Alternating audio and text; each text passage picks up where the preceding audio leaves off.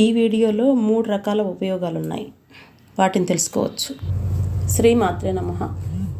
ఈరోజు మామిడికాయ carrot rice.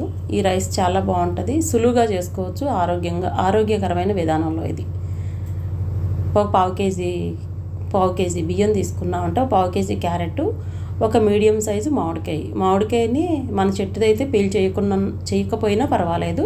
ఇది మార్కెట్ది కదా, పీల్ చేశాక ఇది తురమాల్సిన పని లేదు.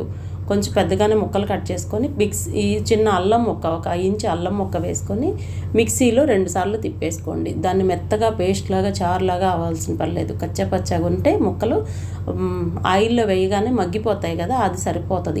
ఇన్ కేసు మెదగకపోయినా అన్నంలో కూడా బాగుంటాయి, అవి మధ్యలో వచ్చినా కూడా బాగుంటుంది. ఇదిగోండి, ఇలా మిక్సీకి పట్టేసుకొని పక్కన పెట్టుకోవాలి. ఈ క్యారెట్స్ కూడా ఏంటంటే పక్కన వేరే ఒక చిన్న బౌల్లో కొంచెం ఆయిల్ వేసి ఈ క్యారెట్ ముక్కలు వేసి చిటికెడు సాల్ట్ వేసేసి మూత పెట్టేసేయండి, మగ్గిపోతాయి. అంతకన్నా ముందర ఏంటంటే పల్లీలు వేయించేసుకొని వితౌట్ ఆయిల్ తోటి పల్లీలు వేయించేసి పక్కన పెట్టుకోండి. పల్లీలు ఎప్పుడు నూనెలో వేగి మళ్ళీ వాటికి పులుపు తగిలితే గ్యాస్ వస్తుంది, గుర్తుపెట్టుకోండి. పల్లీలు ఎప్పుడు నూనెలో వేగిన తర్వాత ఇట్లా నానకూడదు పులిహోరలలో, ఆ పులుపు పట్టడం అదంతా ప్రాబ్లం అయిపోద్ది.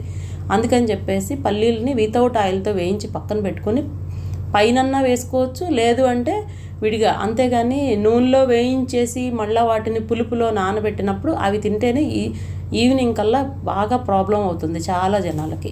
ఇది SSYలో చెప్పారు ఎప్పుడో మాకు, కానీ అది చాలా బాగుంది, అది పాటించడం నేను అబ్జర్వ్ చేస్తున్నాను. చాలా హాయిగా అయితే ఉంటుంది ఆ విధానం మాత్రం.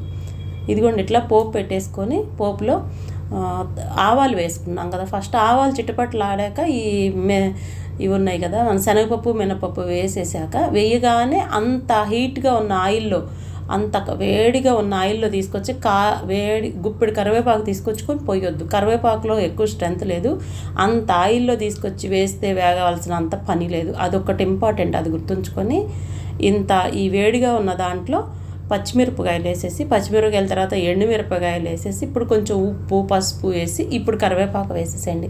కరివేపాకుకి ఆ గ్రీన్ పోకుండా ఉంటుంది, ఆయిల్ కూడా హీట్ తక్కువ ఉంటుంది. తక్కువేం కాదు, ఎక్కువే ఉంటుంది. కానీ ఇందాక వేసామంటే స్టవ్ అంతా ఆయిల్, పాత్రలంతా అంతా పడిపోతుంది. అంత టపాటపాలు ఆడవలసిన పని లేదు తాలింపు వేస్తే. మనకి దాన్ని కాంప్లికేటెడ్ కిచెన్ కింద తీసుకోవాలి, ఎందుకంటే అంత డమాడమాలు ఆడే వంట వినడం మన అవసరం లేదు. మన ఆరోగ్యకరమైన విధానంలో వేగవు, గుర్తుపెట్టుకోండి. వేగవు, ఉడుకుతాయి, అంతే మగ్గుతాయి. అలాంటి వంటలు అయితేనే మనకి హాయిగా ఉంటుంది. ఇదిగోండి, ఇప్పుడైనా కరివేపాకు వేసేసుకున్నాం. ఇప్పుడు కరివేపాకు వేసుకున్నాం. అయినా కూడా కరివేపాకు మనకి అసలు అడ్రస్ లేకుండా అయిపోద్ది చివరికి. అసలు ఇందాక ఆయిల్లో వేస్తే ఇంకా అది వేరేగా అయిపోతుంది. ఇప్పుడు కరివేపాకు కొత్తిమీర, కొత్తిమీర కూడా వేసుకున్నా బాగుంటుంది. కొంచెం ఈ వేగిన దాంట్లో ఇందాక పేస్ట్ చేసి పెట్టుకున్న ఒక మామిడికాయ తురుముని తీసుకొచ్చి వేసేసి 2 నిమిషాలు కలిపేస్తే చాలు. ఎక్కువ కూడా తిప్పాల్సిన పని లేదు, 2-3 నిమిషాలు. ఆల్రెడీ దీంట్లో అన్నీ వేసేసి ఉంచాము. ఈ మామిడికాయ తురుముని వేసేసి 2-3 నిమిషాలు ఇలా తిప్పేసుకోవాలి. ఇప్పుడు పక్కన మనకి క్యారెట్లు అట్లా మగ్గుతున్నాయి కదా, అంటే టైం చూడండి ఎంత కలిసి వస్తుందో. ఒక్క చిన్న బౌలే కదా, దానికి ఏమీ అవసరం లేదు.